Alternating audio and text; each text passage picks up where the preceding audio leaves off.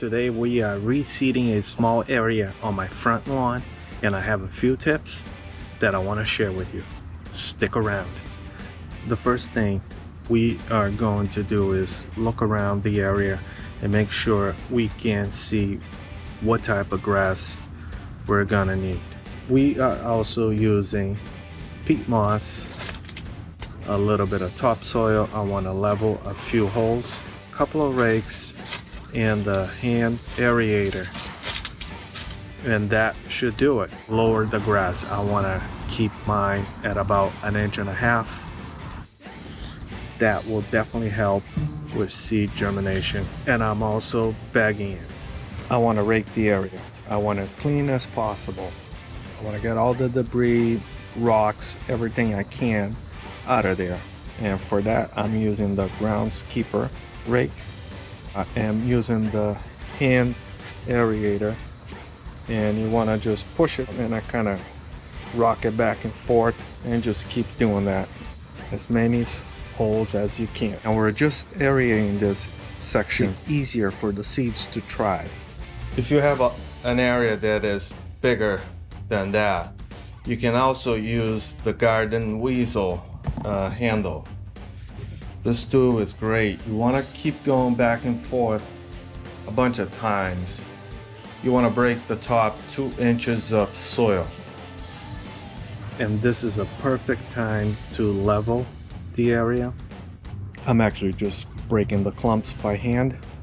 The stuff is pretty good. It's cheap, and it's available at my local Lowe's. We're gonna use the flat side of the rake. Don't worry, it's okay. Just level the dirt as good as you can.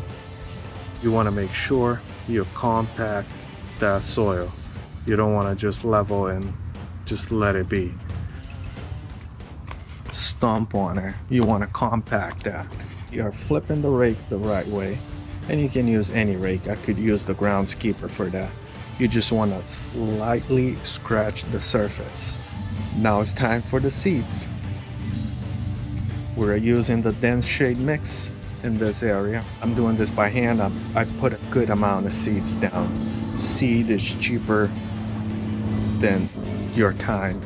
It is one of the problems that I see the most, is people not using enough grass seeds. With the flat side of the rake, you just want to mix things up, make some of those seeds disappear. But remember, you want to keep the seed as close to the top as possible. And I decided to add a little more seed. And we just need a handful of starter fertilizer. For this final step, I am just adding a fine coating of peat moss. I do the step usually by hand. They have some sort of a wheelie thing. I'll put a photo somewhere, maybe in here, that you can get it on Amazon. But you know, if I don't have to spend the money, why? And the peat moss is gonna do a few things.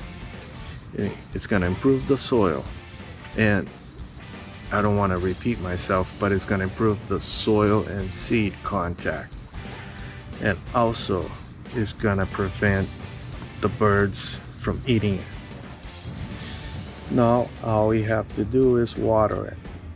I usually do the mist on the hose for the first time. I find that the peat moss absorbs the water better that way. And I want to keep watering this for the next 2 to 3 weeks. And you just want to keep things moist until the grass germinates. Then you can go back to your regular watering schedule. Alright, so we got about 7 days in the shot. Oh, the stuff is wonderful, I'm telling you. Don't stop watering. That's when people go wrong. You know, you see a little bit of growth and you're like, okay, I'm good. Not all the seeds have sprouted yet. Alright guys, that was very, very easy. I hope you liked the video. If you did, hit the like button. Tell me all your concerns. Don't forget to subscribe. Thank you very much for watching. Have a wonderful week, and we'll see you next time. Bye.